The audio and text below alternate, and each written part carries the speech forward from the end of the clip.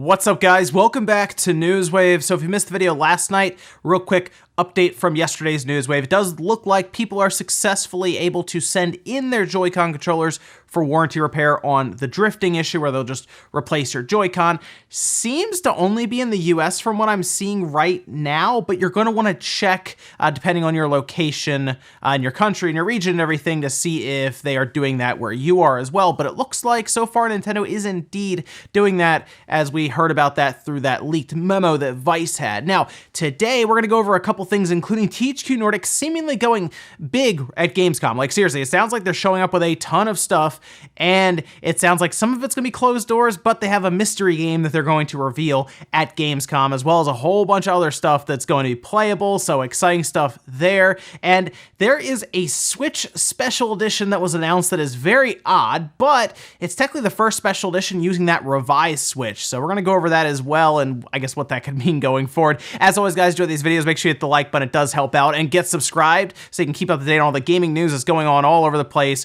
every weekday morning, 8 a.m. Eastern time. We are here doing this. We're actually going to start today with kind of a funny bit that happened over the course of the day yesterday. We had an email that went out from Sega, and of course they're hyping up the Sega Mini, but this is actually what they sent out, and, well, tell me if any of this description that I'm about to read stands out to you. Join Beat, Gum, and Yo-Yo on the 19th of September with the Mega Drive Mini.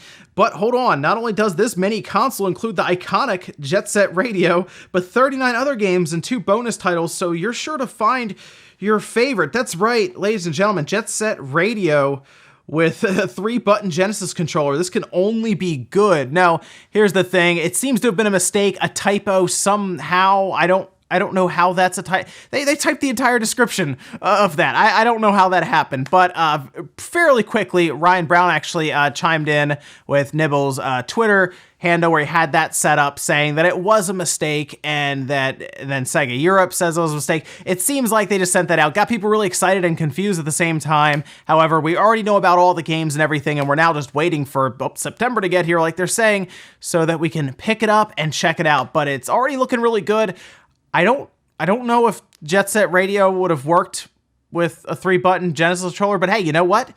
That would have only made it worth that much more just to have Jet Set Radio on there. But hey, I mean, Dreamcast Mini, Sega? Also, it looks like Super Mario Maker 2 has increased its upload limit on the amount of levels that you can upload and let other people rage over or have a good time, depending on how, I guess, nefarious you are with your level design. They've actually doubled it from 32 to 64, which is great, as a lot of people looked at that 32 and were not sure if it would work for everyone, although, to be honest, I'm still trying to make my first one. So the 32 seems like way far off for me. 64 is even more, and it sounds like they may be increasing it again, and then possibly again, but it's good to see that they are increasing that, and I would like to think that that means Mario Maker 2 will just get a bunch of updates going forward as we're seeing these kind of improvements, but they still have to work on that online because it's still not very good. Also, we've talked about The Initiative, which is Microsoft's homegrown studio, essentially, in Santa Monica, but we haven't really talked about any of the games that they're making, or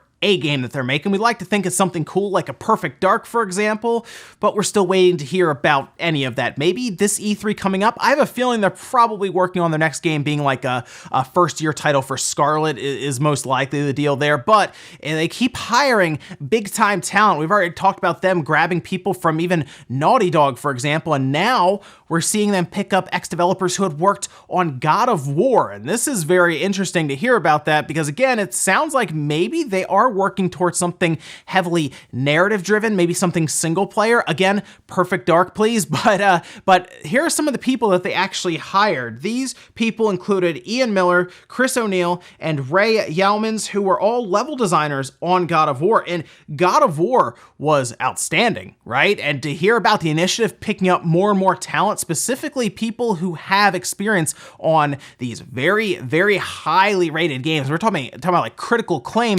Microsoft could use a critically acclaimed game outside of a Forza, or we assume Gears 5 is going to be at least a mid to high 80s game, right? At least. So if they could get something outside of that into the 90s, that would be great. And it sounds like they at least have the talent here to do that. And guys, some of the quick news out of the way, let's get into the bigger stuff. We're going to start with this odd, we'll say odd, Nintendo Switch Special Edition console, and they went all out on this thing. Now, of course, we like special edition systems because generally they're related to games that we like, and we hope that they can make the system look really cool, whether it's something like a Monster Hunter one, or we saw that really cool Metroid 3DS that they did alongside Samus Returns. So we're always looking at these and hoping something cool comes out of it. The new Pokemon Switch looks pretty good, I think. I think some people are a little divided on that one, but what about Disney Tsum Tsum? I know, right? I was thinking the same thing. I said, when's that special edition coming out? Well, here's the thing. It looks like they actually put quite a bit of work into this. As you're seeing the image here, it actually looks like they put in more work than most special editions that I've seen on the Switch so far, as they even did a little Mickey Mouse ears on the home button there. Again, very interesting choice. It sounds like the backing is also customized on the Switch unit itself, so this thing will have customized Joy-Con controllers, as you're seeing there. It has like this, like pink and purple, has kind of the dots all over it, has the customized dock with kind of the etching on it, and then you have the Switch itself that has etching. So yeah, everything appears to be customized here. It's coming out in Japan on October 10th, but of course, these systems, as we know, are region free, so you can technically import them if you would like to. And I'm not really sure what to think about this, because this is the first revised Switch special edition that we're going to see, and I would like to see this kind of effort put into other special, like, why is there no Fire Emblem special edition? That's out tomorrow. There should be a Fire Emblem special edition Switch like on the shelves right now. Maybe it's because it's gonna fall in this weird time with the revised Switch coming next month and then into September in like the UK and Europe. But like, that would make so much sense. Or what about like a Link's Awakening? That would have been really cool. I mean, we're fighting right now just to get some of these special edition steelbooks in the US right now. I can't imagine trying to get a system over here, but it is interesting that we're not really seeing as many special edition Switch systems as I thought we would, outside of course, the Pokemon one. But hey, maybe going into next year, we'll start to see some of the bigger games. Obviously, I know Astral Chain is technically Nintendo's game, but like even that isn't really getting a special edition system or anything. So maybe going into like next year when they have some more first party stuff coming, and maybe Breath of the Wild 2, they'll do something really cool there. But yes, Disney Tsum Tsum is seemingly the most effort put into a special edition Switch in a while. So there you go. Next up, let's talk about Gamescom and THQ Nordic, because Gamescom is generally a place where you will see some big announcements, right? Like, it's not E3, but it's not like an Inside Xbox or something. We'll say that. I'm trying to think of the other side end of the spectrum. It actually has some pretty good announcements some years. Now, they will have an Inside Xbox there, but we see that tends to not be anything crazy there. Like, I think we had, a Jurassic Park game announced there at one point. We saw Age of Empires, stuff like that. Nothing crazy, but it sounds like THQ Nordic is going there in full force. Now, they are going to have several games that are playable. One of them is still a mystery game that apparently is going to be shown during the kickoff live stream on Monday. This is August 20th to the 24th that Gamescom is going to take place, so they'll have a live stream Monday to kick everything off.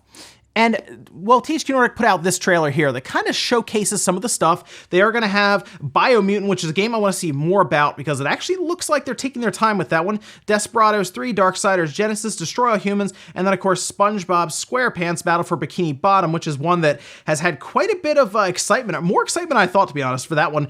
Those are 5 titles. There are supposed to be 6 playable. So this game that they're going to show to kick off the whole thing is also going to be playable, which means it's also kind of further along in development, unless maybe it is just a straight up re-release like we've seen THQ Nordic do over and over again right now, right? That's something we could see, and I would like to think that that could be Time Splitters. Look, I know I keep saying Time Splitters. It keeps ending up in the thumbnail, but look, I want Time Splitters. And here's the other interesting thing. There will also be 3 other games that will be there, but they will not be on display or talked about. They're just going to be closed doors for, it seems like, press and media that will then be under embargo, as in, we're going to show you guys this game. You're going to have all of this footage that you've captured. You can write up all your pieces, but you cannot publish it until this date. And that could also be a spot, right, for Time Splitters. Maybe they have started doing something with Kingdoms of Amalur, and they're going to show them some like alpha footage before the announcement, maybe like a single level, for example. They could do something else with Saints Row. I mean, THQ Nordic has so many IPs right now. They could do something with what? Alone in the Dark, Like that's something they have, I believe. So yeah, they have a lot of stuff they could pull from. And that's the exciting part, because I think that's why one of the reasons THQ Nordic is so interesting to a lot of people. One, they put their games on everything, it seems like. Well, most things. I know Destroy All Humans isn't on like the Switch, for example, but like they'll do SpongeBob, they'll do Sphinx, for example, as just on the Switch and PC. So they try to take care of like all systems. And they have so many IPs right now, you don't know what they're going to announce. And that's the exciting part. So I'm looking forward to Gamescom, honestly, right now, to see what THQ Nordic has. Biomutant's the one I really want to see, but what are these mystery ones? I guess we'll find out at the end of August, so some exciting stuff there. Next up, let's talk about another random release.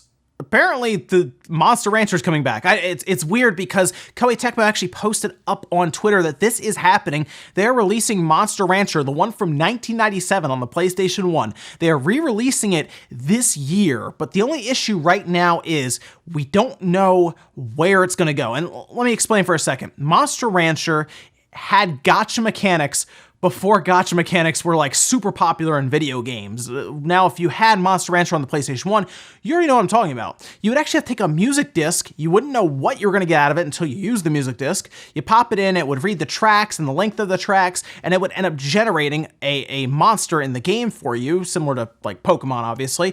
But that's how it would work. And at one point, we had forums online. I'm not kidding. We had game winners. We had game FAQs, I think was around at that time.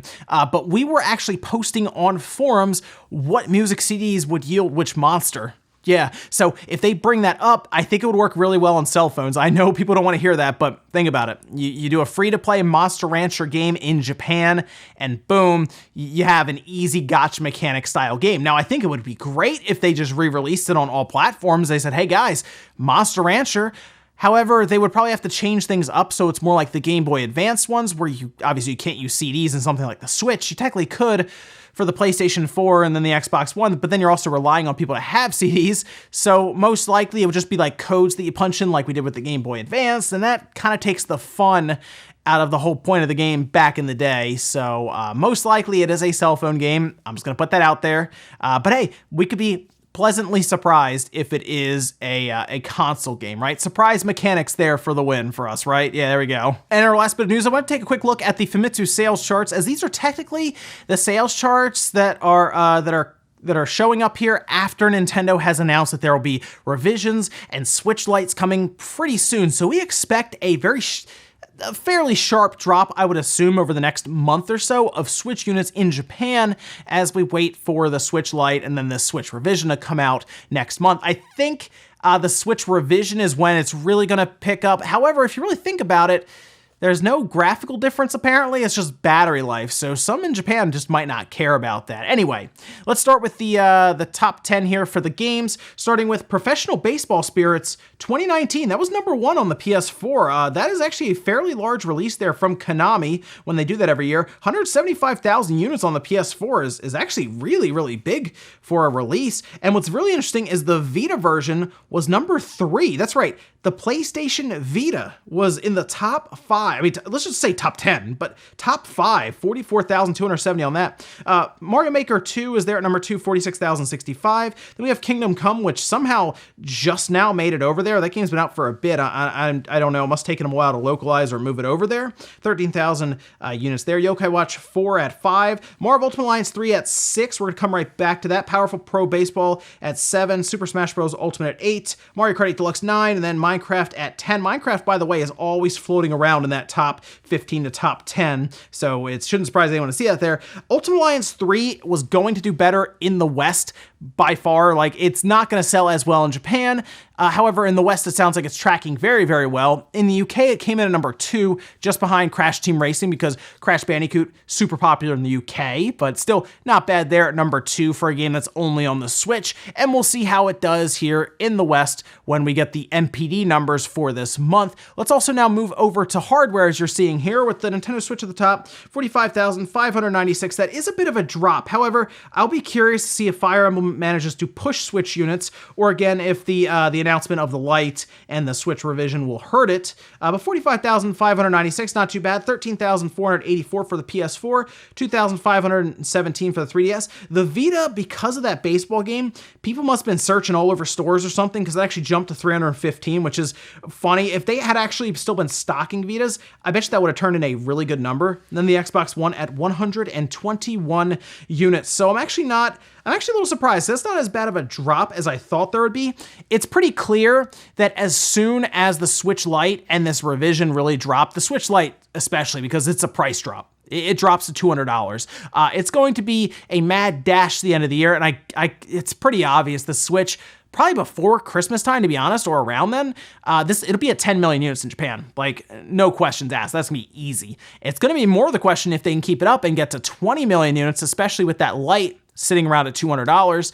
I could see that. I could see the Switch easily getting 20 million units in its lifetime in Japan, and that would put it around 3DS numbers. So then you wonder how it'll do in other regions, and how far can the Switch go when it comes to that. But interesting stuff there, and we'll see how Fire Emblem does. That's next up. That's obviously tomorrow, and we'll see how it does in the charts leading into next week. And we'll finish up with the comment of the day, as you're seeing here. This one's from Custom Mod, saying, my Pro Controller drifts when I play some games like Dragon's Dogma, but I think it might be from overuse. So all controller analog sticks can drift inherently, like that is an issue that can take place with any of them, just the way they detect motion and their dead zones. However, the Joy-Con controllers in particular seem to be much more prone to drifting issues, okay? So just the percentage of Joy-Con controllers, obviously, we're seeing seem to be higher than the number of PS4 controllers, Xbox One controllers, 360, PS3, Wii U, all these controllers that have sticks. It seems that the Joy-Con controllers just have a higher number of failure when it comes to stick drift, and that's why you're seeing a lot of people right now making a big deal out of it. It's just like if they have a PS4 controller or they have an Xbox One controller, and then they have a pair of Joy-Cons, more than likely their Joy-Cons are the ones drifting, but it can happen to any of them, including your Switch Pro controller, your PS4 controller, or any of that. But that's pretty much why there's a big deal being made, just because the Joy-Con controllers, by their design, with their analog stick, the way it's designed, yeah, it's probably gonna end up drifting first. And ladies and gentlemen, that's gonna do it here for Newswave. If you enjoyed this video, guys, hit the like button, it really helps out. If not, hit the dislike. Leave comments down below about everything we talked about, whether it's THQ Nordic rolling into Gamescom with a whole bunch of games, some mystery ones, some for reveal. Let me know what you think about there, and maybe we'll even get a leak out of one of those closed door ones. We've kind of seen that happen before at some of these big shows, so you never know. Time Splitters, though, come on, Time Splitters. And then also, what do you think about Monster Rancher coming back, which is an interesting one, and then the Tsum Tsum Special Edition Switch. Interesting stuff there. Thanks, guys, for watching, and I'll see you next time.